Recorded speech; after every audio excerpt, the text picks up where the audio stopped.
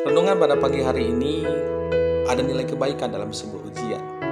Saudara perlu ketahui bahwa mengikut Tuhan dibutuhkan sebuah komitmen yang sungguh-sungguh serta motivasi yang murni. Sebab kita akan menghadapi banyak kesulitan dan juga penderitaan. Dalam Filipi 1 ayat 29 menyatakan bahwa sebab kepada kamu dikaruniakan bukan saja untuk percaya kepada Kristus, melainkan juga untuk menderita untuk Dia. Kita percaya bahwa Tuhan tidak pernah berjanji kalau kita mengikuti Dia, perjalanan kita hidup akan bebas hambatan. Bahkan murid-muridnya pun senantiasa bersama-sama dengan Dia juga mengalami apa yang disebut dengan masalah atau kesulitan. Contohnya pada saat mereka berada satu perahu dengan Tuhan Yesus, sekonyong-konyong datanglah angin ribut atau taufan yang sangat dahsyat, kata Alkitab, sehingga mereka menjadi takut dan panik. Tentunya angin ribut itu bukan angin ribut biasa, sehingga mereka takut karena sebagian besar murid itu notabene adalah nelayan. Sudah terbiasa menghadapi badai dan gelombang saat berada di lautan. Ini membuktikan badai itu benar-benar dahsyat dan berada di luar batas kemampuan mereka untuk menghadapinya. Kemudian reaksi yang ditunjukkan para murid sama dengan reaksi kita ketika badai permasalahan datang menerpa kita. Kita tidak lagi dapat melihat permasalahan sebagai proses ujian, tetapi sebagai beban yang melemahkan iman dan merampas sukacita kita.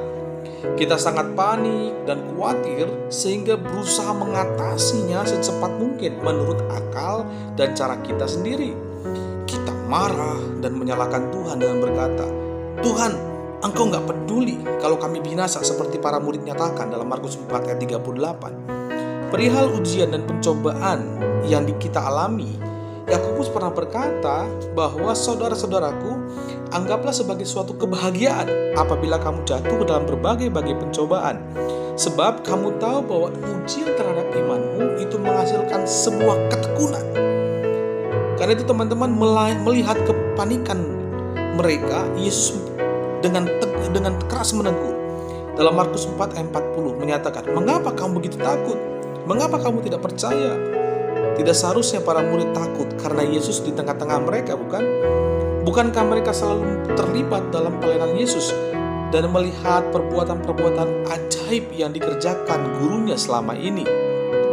Kadang kita mengalami hal yang sama ketika melihat permasalahan terjadi di dalam kehidupan kita. Namun dari hal ini kita diingatkan kembali ada 3 hal ketika ada masalah menghampiri hidup kita. Yang pertama adalah Tuhan gak pernah salah. Tuhan mengetahui batas kemampuan kita. Yang perlu kita lakukan berserah dan menghadapi masalah dengan kuat dan berpegang teguh pada janji Tuhan bahwa Tuhan akan berjalan bersama-sama dengan kita dan Dia adalah Allah Immanuel. Yang kedua, jika Tuhan tidak salah, mungkin kita yang salah.